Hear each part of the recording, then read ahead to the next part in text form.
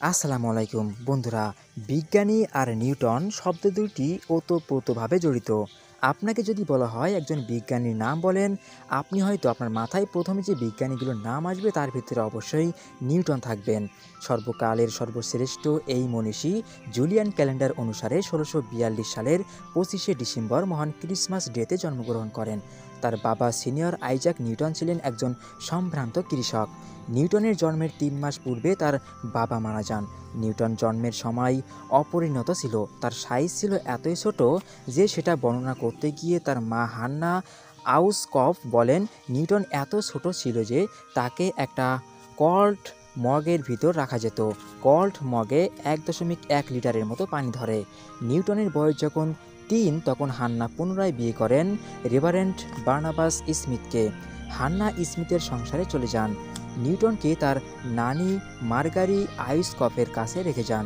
Newton তার সৎ বাবাকে অপছন্দ করতেন। দ্বিতীয়বার বিয়ে করার জন্য সে তার মাকে শত্রু ভাবতে শুরু করেন। ১৯ বছর বয়স পর্যন্ত সে তাদের বিরুদ্ধে নানাবিধ ছোটোখাটো অপকর্ম করেছে। সে তার মাতা ও সৎ পিতা এবং তাদের বাড়ি পুড়িয়ে দেওয়ার হুমকি দিত। অভিযোগ করা হয় যে নিউটন সে চেষ্টাও করেছিলেন, কিন্তু এই ঘটনার সুস্পষ্ট কোনো দলিল পাওয়া যায় না।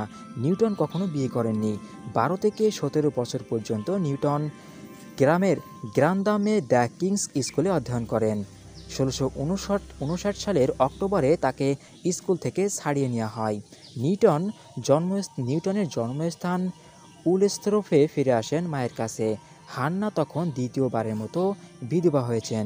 হান্না ছেলেকে চাষবাসের কাজে নিয়োজিত করলেন। লেখাপড়া যখন হলো না তখন বাপের পেশাই করুক, অনেকটা আমাদের বাঙালি অভিভাবকদের মতো ভাবনা। নিউটনের এইসব চাষাবাদে ভালো লাগে না। কিংস স্কুলের শিক্ষক হেনরি স্টোকস নিউটনের মাকে বোঝালেন ছেলের লেখাপড়া শেষ করানো উচিত। ফলে নিউটন আবার স্কুলে গেল। স্কুলের মাঠে সহপাঠীরা তাকে খ্যাপাতো। নিউটন সবার থেকে বেশি নম্বর পেয়ে টপ র্যাঙ্কড স্টুডেন্ট হিসেবে নিজেকে প্রতিষ্ঠা করেন। নিউটন আর থেমে থাকেননি। আলো, গতি, ভর, বেগ, শক্তি, জ্যোতির্বিদ্যা আর ক্যালকুলাস নানাবিধ ক্ষেত্রে সফল হয়েছিলেন নিউটন। বিজ্ঞানের ইতিহাসে অবিস্মরণীয় নাম বিজ্ঞানী নিউটন। স্কুলের পড়া শেষ করে তিনি কলেজে ভর্তি হন। নিউটনের ছাত্রাবাসের নিচের আপেল গাছটি বিজ্ঞানের জন্য অশেষ করেছে। কাহিনীটি সবার হয়তো জানা, আমি সংক্ষেপে বলে ফেলি। একটি আপেল গাছের নিচে বসে নিউটন বই পড়ছিলেন। আমাদের দেশে যেমন আম, জাম, কদবেলের চারা সচরাচর পাওয়া যায়, ওদের দেশে তেমন আপেল গাছ ছিল। এখানে আপনি হয়তো ভাবছেন, গাছে পাকা আপেল রেখে কোন নির্লিপ্তের বইয়ে মন যায়? নিউটন কিন্তু পড়তে ভালোবাসতেন। তিনি বই পড়ছিলেন, হঠাৎ টুপ করে তার মাথায় একটা আপেল খসে পড়ল। আমাদের সামনে আপেল পড়লে আমরা সেটা হয়তো কুড়িয়ে নিতাম এবং খাওয়া শুরু করতাম। নিউটন কিন্তু তা করলেন না। তার মাথায় নয়া ভাবনা চলে এলো। আপেল কেন গাছ থেকে নিচে পড়ে? সে তো চাইলে আকাশের দিকেও চলে যেতে পারত। তাহলে কেন পৃথিবীর বুকে এসে পড়ল? আবিষ্কৃত হলো অভিকর্ষ বল।